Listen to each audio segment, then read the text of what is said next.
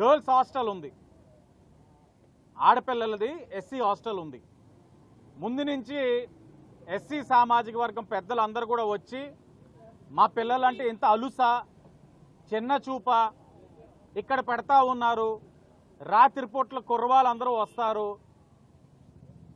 కాని పరిస్థితులైనా వచ్చి పిల్లలకి ఇబ్బందులు అయితే ఎవరు సమాధానం చెప్తారంటే ఏ ఒక్క అధికారి కాదు కదా. ఈ యొక్క ఈ స్ట్రీట్కి కర్త కర్మ క్రియ అయిన మార్గాన్ని భరతరామ్ కూడా ఏది సమాధానం చెప్పలా. ప్రోగ్రామ్ చేసుకున్నాము, ఓపెన్ చేసాము, అక్కడితో మన పని అయిపోయింది అన్నట్లే మీరు వ్యవహరించారు. ఈరోజు ఇంత ఫైర్ అవుట్ అయ్యింది. ఒక షాప్కి అసలు సేఫ్టీ మెజర్స్ అనేది తీసుకోవాలా. ఆ ఫైర్ కానీ అలా పాక్కుంటూ వెళ్తే వెనకాల ఉన్న హాస్టల్లోని పిల్లలకి ఎంత అపాయం జరుగుదును. అంటే బలహీన వర్గాల పిల్లలంటే ఎంత చూపా, వాళ్ళ ప్రాణాలంటే ఎంత చూపా, చిన్న చూపా. అసలు పెట్టే ప్లేస్ ఇదేనా?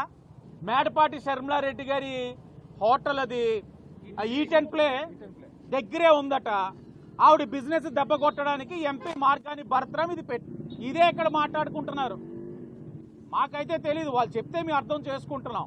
అంటే మీలో మీ కుమ్ములాట్ల కోసం రాజమండ్రి పాడు చేసేది, బలహీన వర్గాల పిల్లలతోట, మీ వాళ్ళ ప్రాణాలతోట మీరు ఆడుకునేది. చిత్తశుద్ధి ఉంటే ఇక్కడ అసలు షాపులు మీరు ఎవరికి లీజులు ఇచ్చారా? లీజు ఓనర్సే ఉన్నారా లేదా? గ్యాస్ సిలిండర్ ఏం వాడుతున్నారు? దీనికి అధికార పార్టీ వాళ్ళు సమాధానం చెప్పాలి. కరెంటు మీటర్లు పక్కనే ఉన్నాయి, కనుచూపు మేరలో కరెంటు మీటర్లు ఉన్నాయి. ఫైర్ అవుట్ అయితే అసలు ఊహకందని విధంగా ఇదేదో బ్లాస్ట్ అయిపోతుంది ఇక్కడ.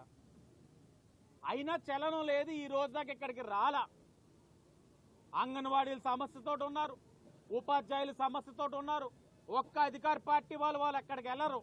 కానీ వాళ్ళ కోసం పోరాడితే మా నాయకుల్ని, జనసేన పార్టీ అధినాయకుడు పవన్ కళ్యాణ్ గారిని ప్యాకేజ్ అంటారు. అడుగుతా ఉన్నాం. మార్గాన్ని భరతరామ్ నిన్న ప్యాకేజ్ అని మాట్లాడారు.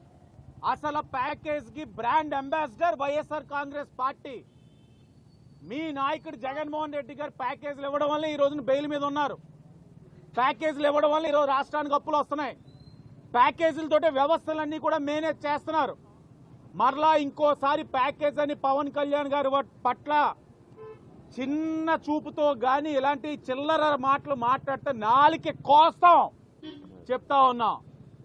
ఏ తమాషలా అధికారంలో ఉన్నాం, శాశ్వతం అని చెప్పి ఇష్టానుసారంగా మాట్లాడతారా? అధికారం శాశ్వతం కాదు, గుర్తుపెట్టుకోండి.